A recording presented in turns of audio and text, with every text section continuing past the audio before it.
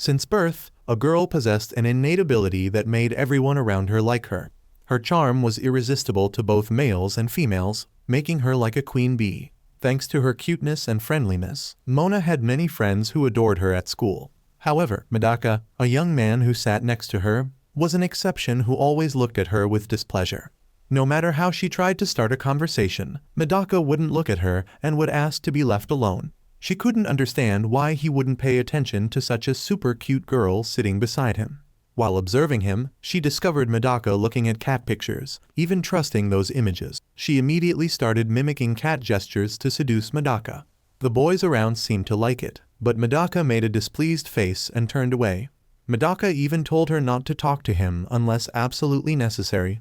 Throughout Mona's life, people had always lined up to talk to her, yet Medaka acted this way. After break time, Mona decided to use her seductive legs to attract Medaka's attention. When she saw he was about to walk past without looking, she pretended to fall, exposing her underwear. Despite her feigned innocence, Medaka just glanced once and walked away.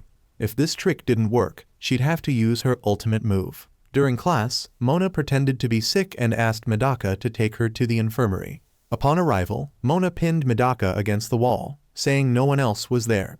Not wanting to give up, she pulled him elsewhere.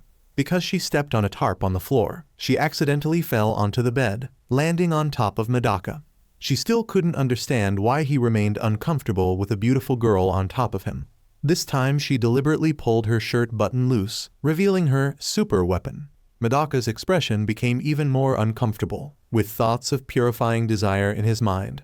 As she squirmed on the bed, she accidentally fell off. Fortunately, Medaka caught her in time. He immediately let go to avoid misunderstanding and left for class. Before leaving, Medaka told her she should only do such things with someone she likes. She didn't understand why hearing those words made her heart beat faster.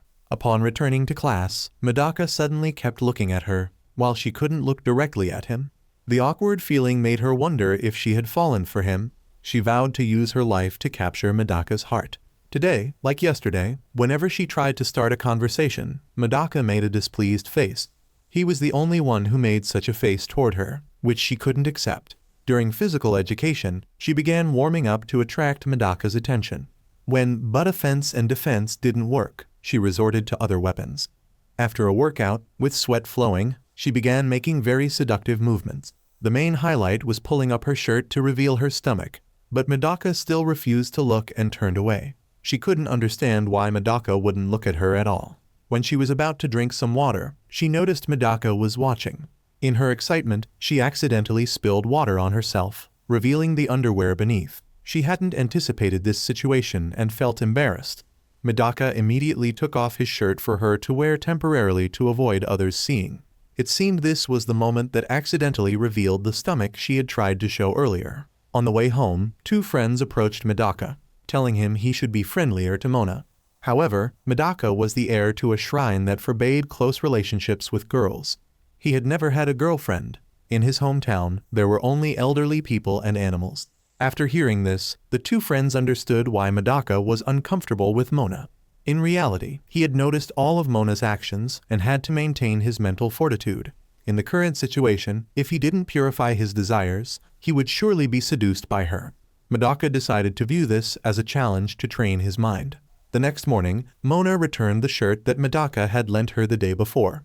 When Medaka said she didn't need to wash it, she asked if he wanted to keep the shirt that still carried her scent. In her entire life, she had never met anyone who wasn't attracted to her, so she was determined to seduce Medaka. Today, like every day, she woke up and prepared for school. Being a sociable girl with beautiful looks, she was always a winner at school. During the art class, she posed seductively to attract Medaka's attention. Each time he tried to purify his desires, he would make a displeased face, which his two friends could understand. However, Mona thought Medaka didn't like her, so she continued trying to be as friendly as possible. She even joked that she would pose in any position for Medaka, though not naked. She decided that today she would succeed in capturing Medaka's heart and celebrate with a smoothie.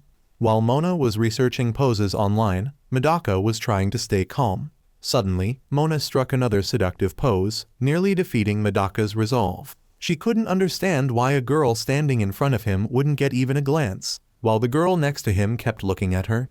After asking Medaka about his drawing progress, she learned he had been looking at her neck to draw. For some reason, thinking about Medaka staring at her neck made her feel hot. Standing before Medaka's serious gaze, she couldn't take it anymore and ran to the women's restroom. Whenever she tried to seduce him or say sweet words, he would look away. But now he was looking at her like this. His two friends were surprised that Medaka could maintain that gaze on Mona for so long. The library was where boys and girls accidentally touched each other, and love could begin. She pretended to accidentally want to read the same book, but Medaka simply gave it to her. In Medaka's eyes, she wasn't just cute. Her hands were also very soft. The boys in the library felt envious when Mona was always sitting next to him. While she was trying to seduce Medaka, she noticed a girl in the library sneaking looks. She suspected the girl was looking at Medaka, and that there was a high possibility that Medaka liked quiet, serious types of girls. If things continued like this, Medaka might be stolen by someone else, so she needed to attack directly. She immediately changed her style to that of a serious girl wearing glasses to read books. Medaka didn't know when Mona had sat across from him and found her very cute with glasses. If Medaka accepted this charm, she would give him even more surprises. However, Medaka continued to purify his desires and left before being seduced by her. She was angry because of her failure and saw the girl hiding nearby looking happy.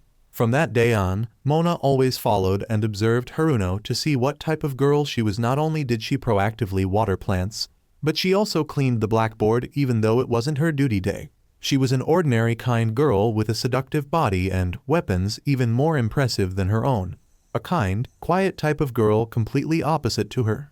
Just then, a classmate came up and gave her the book they had discussed earlier. She suddenly realized she hadn't talked with Medaka like this. Later, she went to the rooftop and pretended to drop her important handkerchief for Medaka to pick up. For some reason, when she wanted to say thank you, she still couldn't speak as she had earlier. She couldn't say the word love to Medaka, and only held her skirt and asked if he saw it. She needed to attack more before Medaka was seduced by that other girl. Soon, there would be a school festival, and each person would draw lots to see who would be chosen as the class committee member. The first person chosen was Haruno, and the other was surprisingly her. She had no idea what Haruno was thinking. Theoretically, they were rivals. Her queen instinct was telling her that girls like Haruno were extremely dangerous. Suddenly, Haruno said that Mona must be the last person to see her phone. Hearing Haruno say that made her even more curious to see it. After getting the phone, she discovered it was full of her photos. Actually, Haruno had been a fan of hers since seeing her at the school festival. Haruno wanted to have her photos to look at every day, so she took a few sneak shots. That meant Haruno was always looking at her, not at Medaka at all. Earlier, while chasing her, she accidentally said not to steal Medaka from her. No matter how she explained, Haruno wouldn't listen and thought she liked Medaka. Perhaps she didn't know, but eyes could also speak, and if she looked, it was enough to know she had feelings for that boy. Today, everyone in the class was busy preparing for the school festival. Haruno's older sister was in the drama club, so they could borrow some costumes for reference. Recently, Mona had been talking more with Haruno, but it seemed she still misunderstood about her liking Medaka. It was a serious misunderstanding because she was only trying to make Medaka fall for her. Now Mona and Haruno went to the drama club to find some costumes. It seemed Mona didn't know that this school had a quite famous legend. Over the years, couples were formed if they held hands during the school festival on that bridge. Haruno even prayed that Mona could conquer Medaka's heart. Just then, Haruno's sister came to call her out to discuss something. During that time, she began trying on several costumes to see which one could seduce Medaka. Just as she was trying on a bunny outfit, Medaka suddenly walked in and saw everything. The teacher had asked him to bring materials, but he didn't expect someone to be inside. It seemed like Haruno was about to return. If she saw this scene, there would be more misunderstandings. She pulled Medaka to hide in the wardrobe until Haruno left. The space inside was quite cramped, causing her body to press against Medaka's. One trying to maintain distance, the other continuously purifying desires. Fortunately, Haruno had to go out again, so both could escape from that situation. The recent incident was like a sudden strike, making her think she had seduced Medaka. But when she saw his reaction, she was disappointed, thinking she wasn't cute enough. After hearing Mona inadvertently say that, Medaka complimented her, saying she was very cute but was showing too much of her body. Usually, she tried to seduce others, but now she was moved by Medaka. Medaka was also surprised that he said that, as the shrine forbade close relationships with girls. Just because Medaka complimented her as cute, she began to think he had been captured by her heart. But when she went to chat with him, his reaction was worse than usual. Today was the day of the festival, and Medaka's class had decided to open a bunny cafe. Thanks to Mona's cuteness, many customers from other classes came to support. A girl named Asahi had been sitting in the cafe for quite a while, hoping to meet Medaka. Just when the break time came, Mona proactively went to the kitchen to invite Medaka to eat together. However, Medaka didn't want to rest. Even when invited to eat, he ate the customer's food instead. She thought she had touched Medaka's heart the day before, but she felt increasingly ignored. Just then, Haruno came to help, using her authority to order Medaka and Mona to go advertise the cafe. As this was an order from the committee member, Medaka couldn't refuse and viewed it as mental training. The haunted house was what she hated most, but it seemed to interest Medaka. She thought a haunted house made by students wouldn't be scary and proactively invited him to explore. Medaka was surprised that students could make the environment inside seem so real. Mona, however, was scared and followed behind, accidentally getting caught on a tombstone under her skirt. No matter how she called out, Medaka didn't hear, so she had to grab his shirt.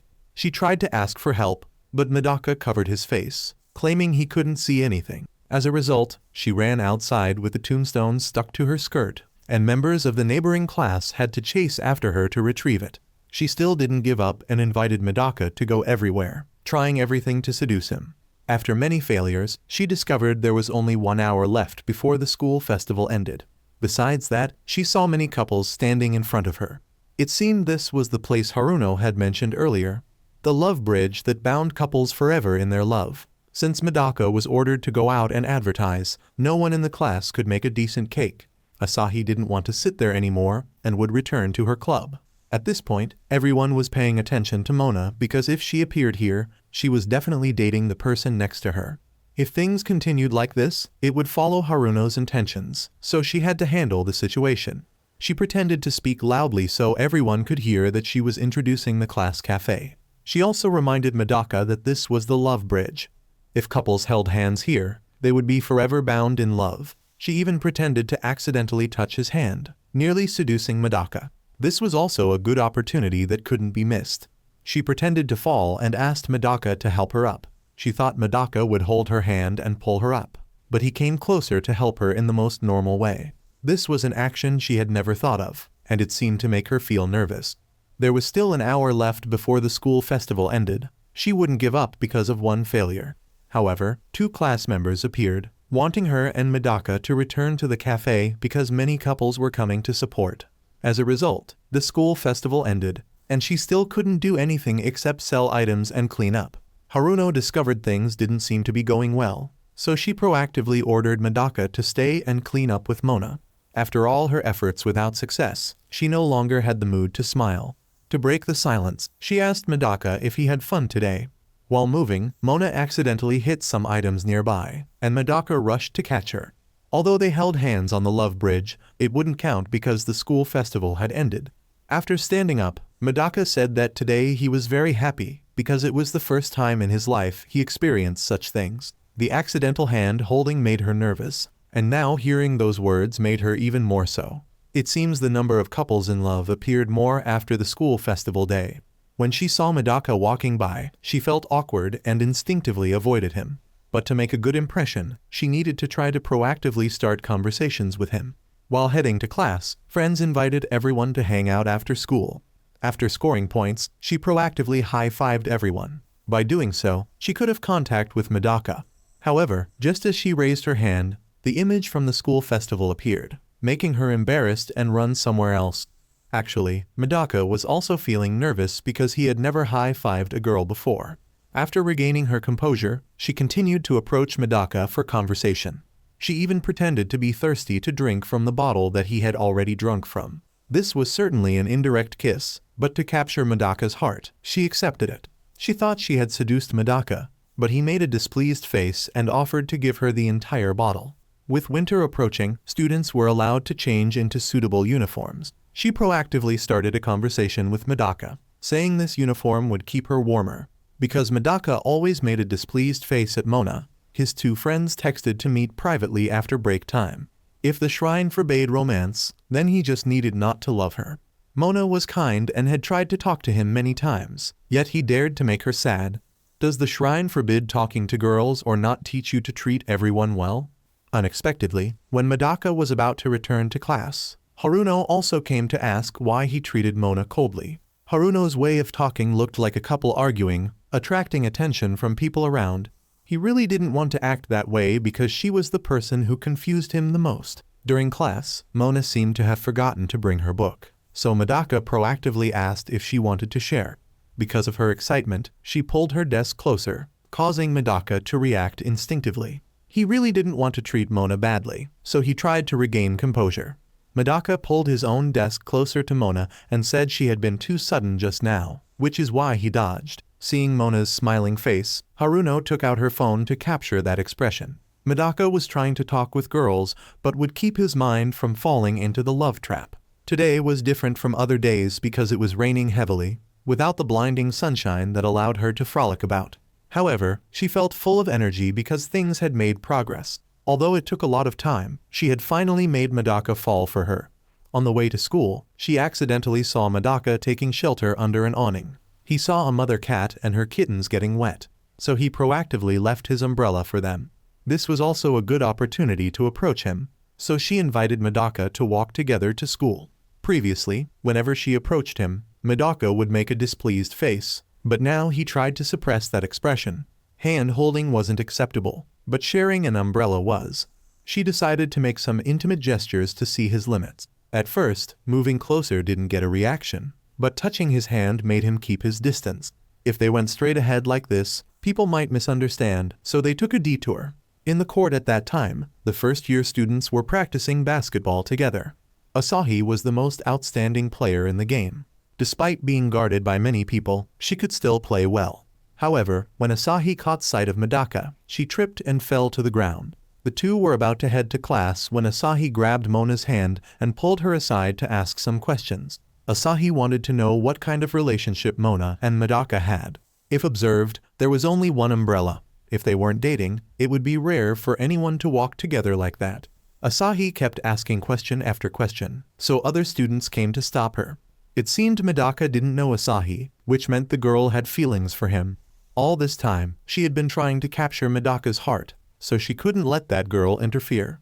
After asking around, she learned that Asahi was the basketball star of the first-year boys. Not only was she good at sports, but she also ranked at the top academically among first years. If Mona was the cute type of girl, then Asahi was the cold beauty type. She felt uneasy because even she thought the girl was very cool. But Medaka didn't know her at all, so the chances of them getting close were very low.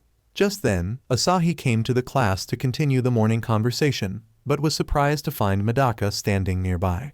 Just seeing Medaka made the girl seem like a different person who couldn't stand steadily. One look was enough to know Asahi had a crush on Medaka. Before leaving, she even said she wouldn't lose to Mona anymore. For someone born and pampered for the past 17 years, this was the first time someone had challenged her. Known for being cold and studious, even saying good morning to someone you like is very difficult. After several encounters, Medaka seemed to have remembered the girl's name already. It would be dangerous if Medaka came to like a girl who was cold on the outside but warm on the inside. Earlier, Mona had said they weren't dating, so Asahi still had a chance to approach him. But every time she faced Medaka, she felt quite tense.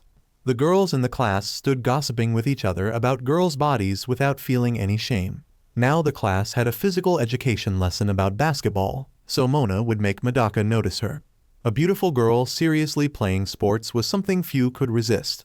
After the lesson ended, Medaka had to stay behind to clean up because he lost a bet with his friends. Mona voluntarily stayed to help Medaka and took the opportunity to teach him how to shoot accurately. Though his eyes were on vacation, the unmistakable squish of 2 grapefruits pressed into his spine told him she was very much there. Medaka thought Mona was just teaching a bit enthusiastically, so he needed to purify his desires. She still didn't know if it was working or not when the first-year girl appeared again. The intimate actions just now made Asahi suspect that Mona liked Medaka. If they had no relationship, then the girl also had the right to guide Medaka. Strength and physical condition were important factors for shooting. Medaka decided it was safer to admire the ceiling tiles, lest his eyes stumble upon the forbidden fruit hanging in plain sight. Mona didn't understand why Medaka made that expression, so she went over to check and discovered Asahi's intention. She didn't want to lose, so she did the same, making Medaka not know where to look. Asahi, ever the instigator, grilled him mid-meditation. "So you're saying you're allergic to fun-sized fruit baskets now?" After everything ended, both Asahi and Mona felt embarrassed by their actions. Today Medaka didn't go to school because yesterday someone saw him running home in the rain. Thinking back to yesterday's interrogation about his preferences in top-shelf produce, Medaka had no choice but to retreat to the safety of his man cave. There was also a high possibility that Medaka got sick because she invited him to walk together to school. Asahi stood outside, heard about it, and thought she was the cause of the senior getting sick. Her close friend advised Asahi to visit Medaka, as there was no practice now. If she visited, perhaps she might see Medaka in his pajamas. After school, the two friends went to Medaka's house to visit, while Mona followed from behind. While thinking of how to approach, she was surprised to find Asahi also coming to visit Medaka. If the two weren't dating, then it shouldn't be a problem for her to visit. She said she didn't like him, yet she followed others to find his home address. Right after the two friends left, Mona and Asahi went up to visit. This was the first time girls had come to his house. Moreover, having two people at once made him feel tense. Suddenly, Mona proactively moved closer, using her forehead to check Medaka's temperature. She even said she would take care of him until he recovered. It wasn't that she liked Medaka or anything. She just wanted to be the only one who made Medaka's heart flutter. Inside Medaka's room was quite simple, with a gentle soap fragrance. Asahi proactively brought water to Medaka and told him to lie down and rest. Although Asahi had proactively gone to the kitchen, Mona was the one who did everything. One person fed Medaka proactively, while the other used a fever patch. Not stopping there, after eating, Mona even wore a complete nurse outfit to check his health. Asahi took the doctor outfit that Mona had brought as a backup. Both competed to check Medaka's health to the point where he was bedridden. After asking Asahi why she was trying so hard, she learned that Asahi really liked Medaka. Mona didn't expect that just because of liking someone, one would do so many things. It was also because of liking him that Asahi wanted to date, wanted to hold hands, and even kiss Medaka. Before going to buy water, Asahi told Mona not to do anything with Medaka while she was away. Mona had just gone to sit on the bed when suddenly Medaka hugged her. Before, Asahi didn't believe in things like love at first sight and considered it stupid. But when Asahi accidentally bumped into Medaka and he helped pick her up, she realized love at first sight was real. At this moment, Mona realized Medaka didn't want to hug her. He was just drowsy. Looking at him like this made her remember what Asahi had said earlier. Unconsciously, she had automatically moved closer and almost kissed him. Unexpectedly, Asahi had returned and, seeing the scene, pulled her outside to talk. Anyone looking would not believe that Mona had no feelings for Medaka. She immediately said she didn't like him at all. She just wanted to make Medaka fall for her. Thinking carefully, Mona was a famous person loved by everyone. But only Medaka was different, so she tried to make him submit. The way she talked wasn't lying, which meant Mona herself didn't recognize her own feelings. Maybe now Mona didn't realize her feelings, but Asahi swore she wouldn't lose. The next morning, Mona kept thinking about something, and Asahi voiced her thoughts out loud. A few days ago, Asahi just stood outside peeking, but now she had entered the classroom. When the two friends came over, she revealed that they both went to Medaka's house yesterday. Haruno didn't expect that Mona and Asahi, who were originally rivals, were now quite close. As soon as Medaka arrived in class, Asahi just greeted him once and ran back to her own class. As for Mona, whenever Medaka tried to start a conversation, she wanted to avoid it. While trying to run away from Medaka, she suddenly felt dizzy. After waking up, she found herself lying in the infirmary with Medaka sitting beside her. He thought she got sick because of him, so he proactively took care of her in return. Before returning to class, Medaka didn't forget to thank her for visiting yesterday. She had one question. How did Medaka bring her here?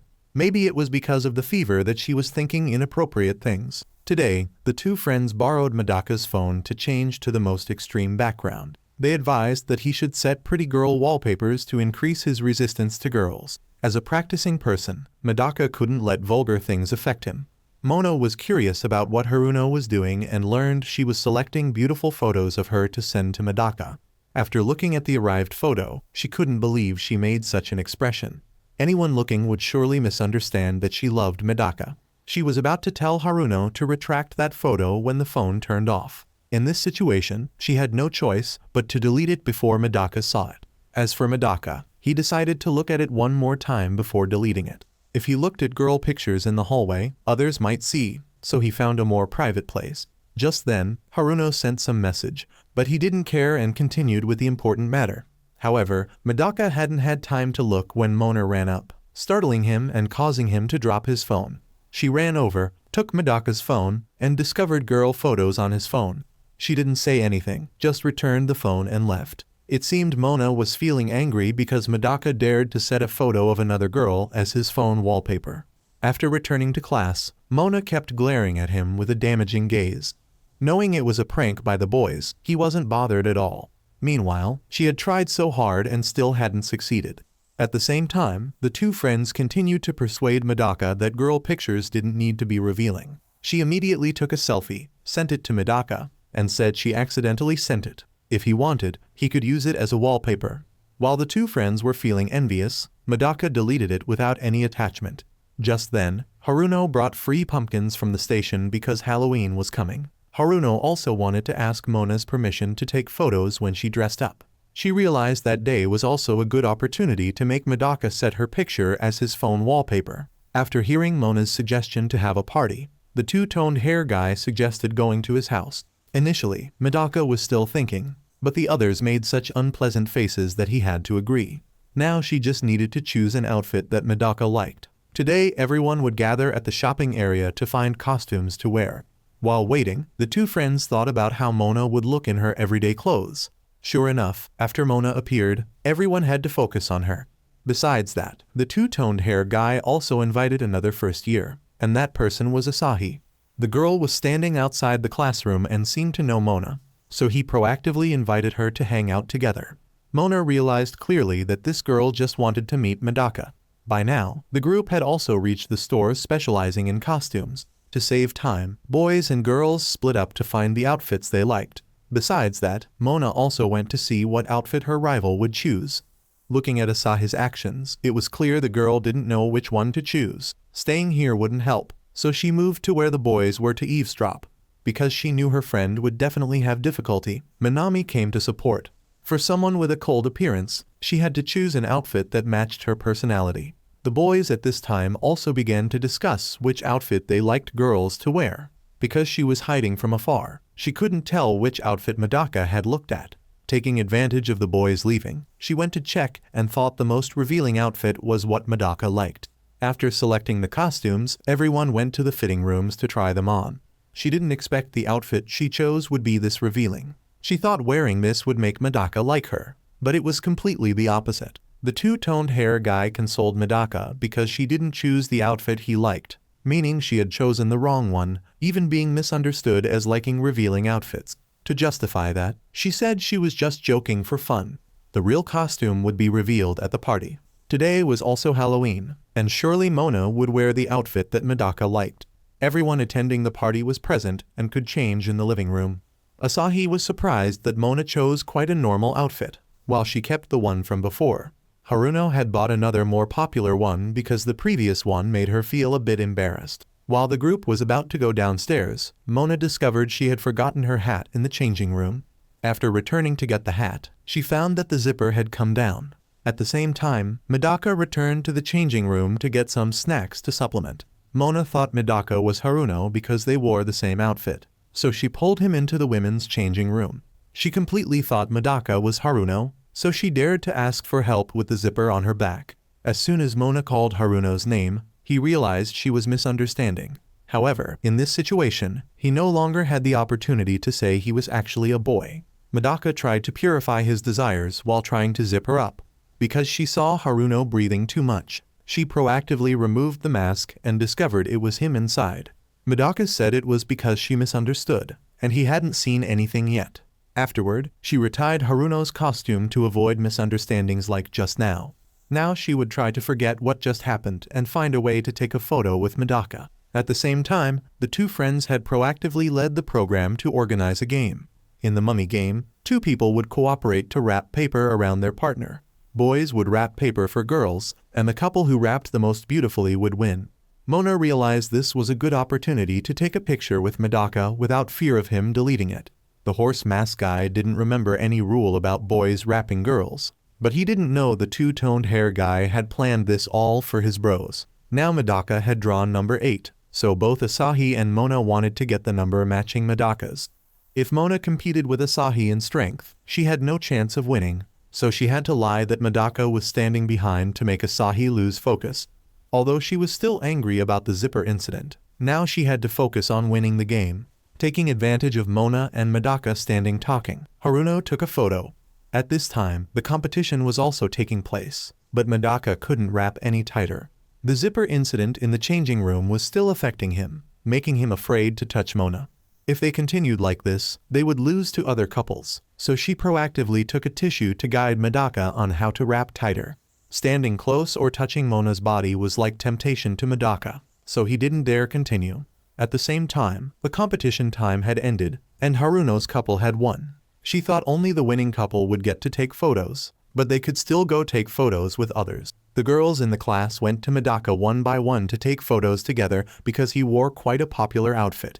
She stood by watching, feeling annoyed, then intervened, saying she wanted to take a photo with him too.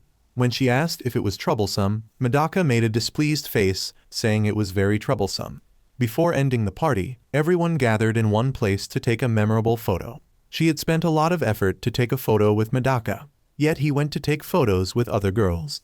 She grabbed Medaka's costume and scolded him as an idiot. Since the party at the two-toned hair guy's house, Medaka felt that Mona was angry with him.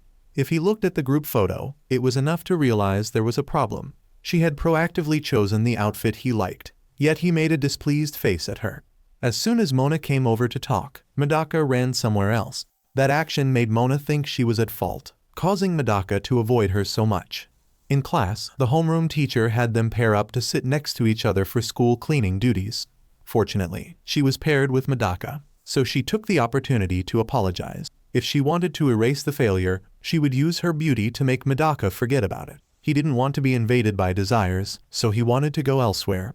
And when she tried to chase after him, she accidentally splashed floor cleaner on him. She was trying to proactively apologize, but inadvertently made things worse. Whether Medaka kept his distance from someone or got close to someone was his right, and it had nothing to do with her. Unexpectedly, just as she apologized, Medaka also apologized in unison. Medaka himself wasn't good at taking photos. It wasn't that he intentionally refused because of her. The two were so busy standing and talking to each other that the room cleaning task was still not completed. That night, Haruno proactively sent the photo that he and Mona had taken together. Unconsciously, Medaka set it as his wallpaper, then immediately changed it back to normal. Today, Mona's friend arrived in Tokyo and texted to ask if they could meet up. After all, they had been separated for more than a year and a half, and her friend knew where she studied. At school, Asahi was still standing in the hallway, secretly watching the person she had a crush on. When Medaka noticed her, Asahi ran back to her classroom, accidentally dropping her student ID. Some female friends in Asahi's class were discussing actors kissing in movies. Minami thought Asahi should take the initiative to steal the first kiss from the person she liked. Just then, Medaka came to the first-year classroom to return the student ID that Asahi had dropped.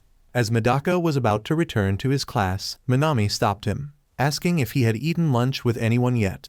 If not, he could eat with them. Minami had tried to create an opportunity. Whether Asahi could kiss the senior was up to her. After the lunch break, Asahi was surprised to be having lunch with Medaka.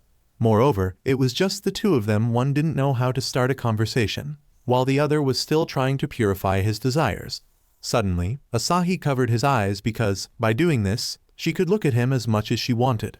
Asahi didn't know if she became Medaka's girlfriend. Would every day be like this?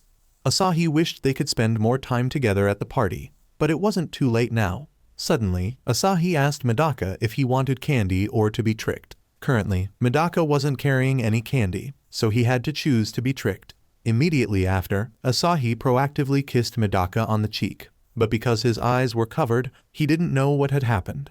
After school, Mona ran to the meeting place and saw her friend enticing some boys. Seeing two beautiful girls, the young men wanted to spend money to treat them to a meal. but they already had plans. The reason Mona arranged to meet Tomo far from school was that she didn't want others to discover she had two personalities. Tomo suspected Mona was pretending to be the cute, innocent type like before. She remembered how the boys were crazy about Mona to the point of doing everything to impress her, claiming they wanted to be famous, while Tomo went around seducing boys who were hurt from being rejected. Tomo was surprised that since Mona came to Tokyo, she still hadn't had a boyfriend. With her appearance, Mona could easily choose someone she liked, but she didn't understand much about romance. When Tomo asked if there was someone she cared about, the image of Medaka appeared. With such a reaction, she must have thought of someone. Mona was looking for a way to deny it when Medaka unexpectedly appeared. His friend's house was also nearby, and because Medaka lost a bet, he had to go buy cake. When Tomo learned Medaka was Mona's friend, she pulled him closer to get acquainted, suggesting they could date if they liked each other. While Tomo was hugging Medaka closely, she noticed Mona making a strange expression.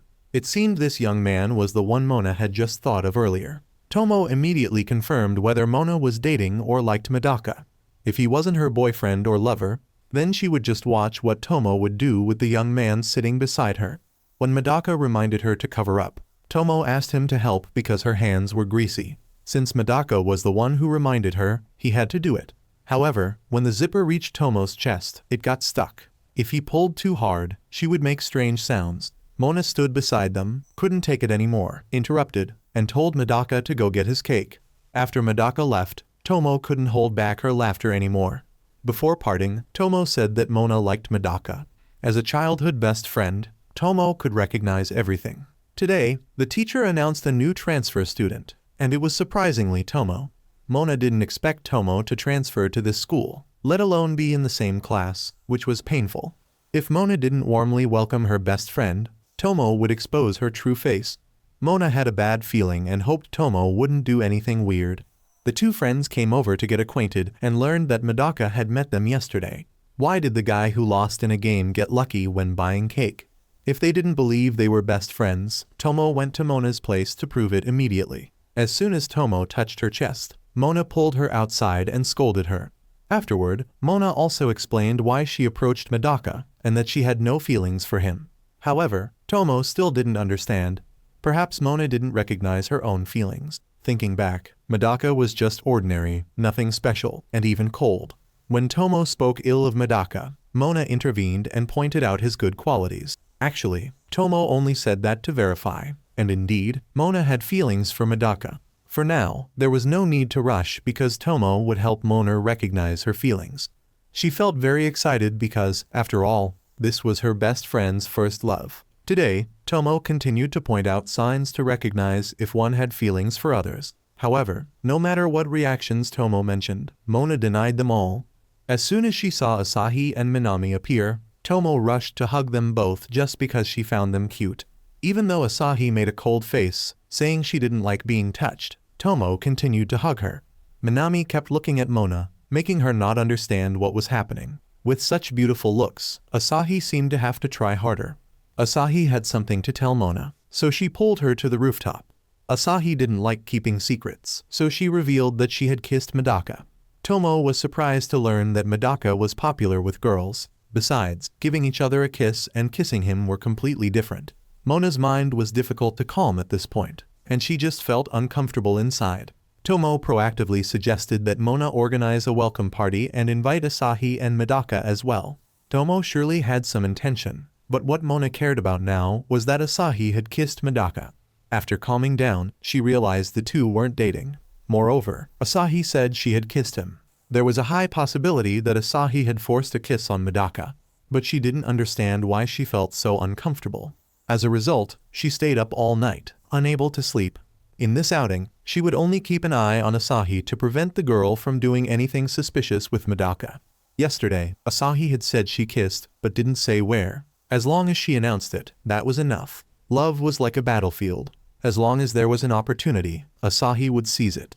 As soon as Medaka arrived at the meeting point, Asahi proactively went to talk to him first. From observation, there was a high chance the rival would win before Mona realized her own feelings. This was Mona's first love, so Tomo couldn't let it end like that. Today was Tomo's welcome party, so she chose an amusement park as the venue. Medaka was surprised by its size because the one in his hometown wasn't even a corner of this. While everyone didn't know where to go, Minami suggested riding the roller coaster. Actually, Minami had planned for Asahi to approach Medaka by inviting him to sit together. Asahi said she was afraid of these rides. If Medaka sat beside her, she would feel safer. Mona was about to intervene when she suddenly remembered that doing so would mean she had to sit next to Medaka. Seeing Mona standing still, Tomo had no choice but to intervene and help. She pretended to be dizzy and couldn't play, but she also didn't want Mona to sit alone. Tomo kept pleading like that, making Medaka unable to refuse and agreeing to play this game twice. As soon as she stepped onto the ride, Asahi proactively asked to hold Medaka's hand to feel less scared.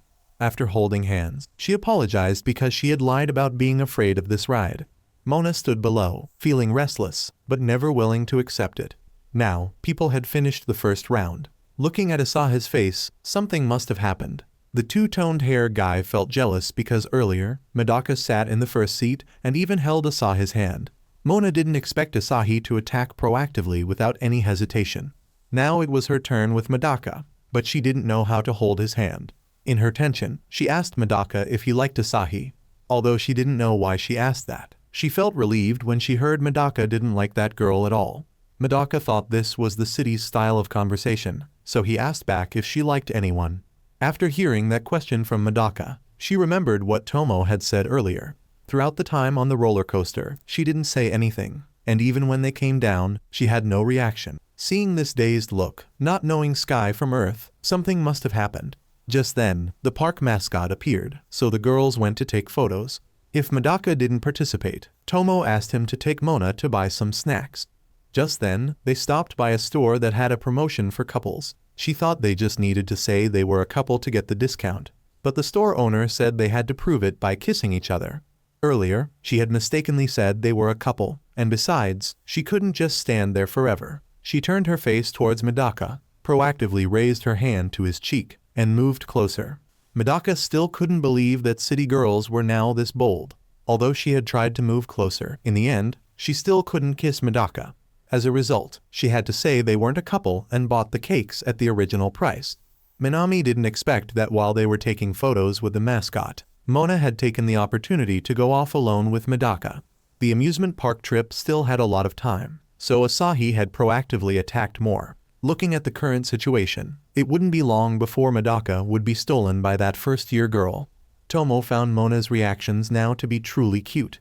In middle school, Mona wasn't interested in romance but never said so because she was afraid of being disliked.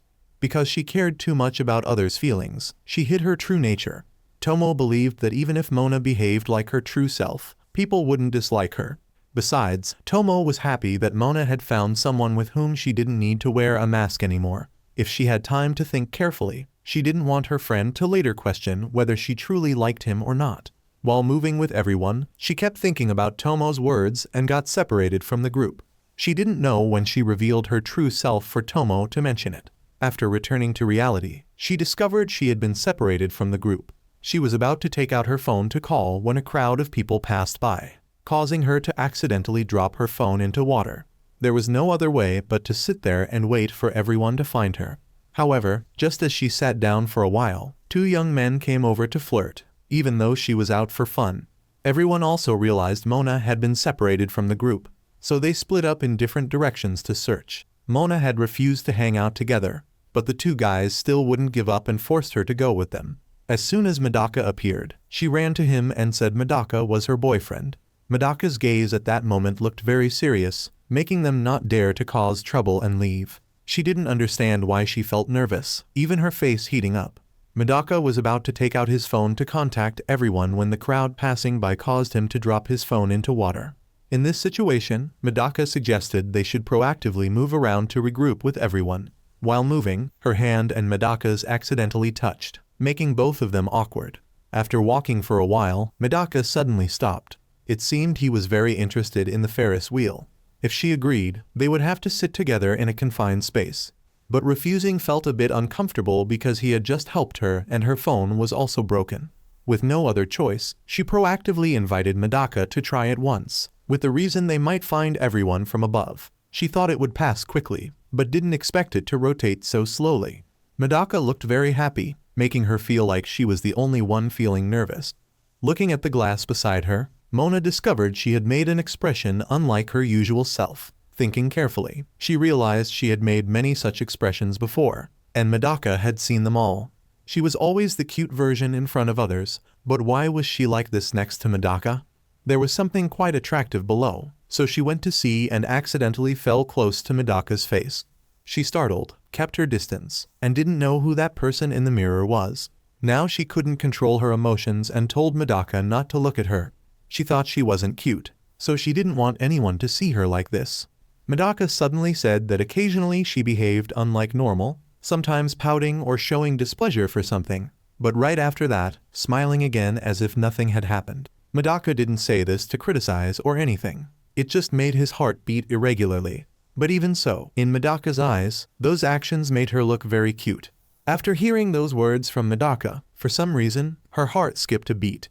Other people might say she was cute, lovely, but it had no effect. But when Medaka said it, she had a reaction. This was the first time she suspected she had begun to love someone. After the Ferris wheel ended, Medaka and Mona moved together to where everyone was. It seemed she was still affected by the events on the Ferris wheel, so she still didn't dare to go to crowded places. When Mona was silent like this, it made Medaka feel she was even cuter. When Medaka found Mona, he accidentally broke his phone, so he couldn't contact everyone. Mona's expression now surely indicated something had happened. The group was about to continue going to eat, but Mona wanted to go home early because she didn't feel well. It wouldn't be good to let Mona go home alone, so the group ended the trip there. Ignoring the early return, Tomo wanted to know what had happened to make Mona make such an expression. Tomo suspected it was related to Medaka because she couldn't think of any other reason. Actually, Medaka had learned quite a bit about her true self and even complimented her as cute. She just said that she might have fallen in love with Medaka, and Tomo couldn't hold back her laughter. The fact that Mona could recognize her own feelings made Tomo quite happy. That night, Mona proactively chased after Asahi to talk. She was afraid that if she revealed she had fallen for Medaka, Asahi would be angry because she had denied it before. However, Asahi already knew this would happen. If Mona hadn't realized it, things would have been easier. Surely Mona had realized her feelings when she went off alone with Medaka. Love wasn't about who came first, and it couldn't be controlled by reason. Asahi fell in love at first sight, while Mona had only now realized her feelings. Before Asahi left, Mona proactively said she wouldn't lose. The next morning, Mona had a fever, so she had to stay home for a day. Normally, she made others like her, but now she didn't know what to do. After the break, Mona proactively called Tomo to talk to alleviate boredom. Perhaps Mona was bored not because she was sick, but because she couldn't see Medaka. As soon as she saw Medaka going out, Tomo chased after him and said she would give him a phone. At this time, Mona still hadn't readied herself, and Medaka had to try to purify his desires. Tomo even gave her own phone to Medaka so the two could have private time together. She thought this would bother Medaka, but he didn't feel bothered at all.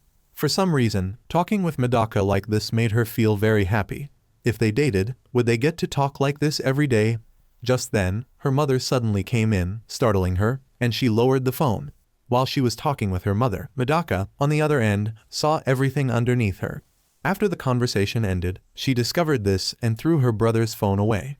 Medaka returned the phone to Tomo and tried to purify the image from his mind. Today, Mona had completely recovered from her illness and prepared everything to go to school. She would surely make Medaka love her, and then they would date. Haruno discovered Mona seemed more energetic than usual. As soon as she entered the classroom, she didn't understand why Medaka looked so handsome. She was about to take out her notebook to review old lessons when she accidentally dropped her eraser under Medaka's desk. She sat down to pick it up, and her hand and Medaka's accidentally touched. Medaka startled and let Mona pick it up first, while she was too embarrassed to stand.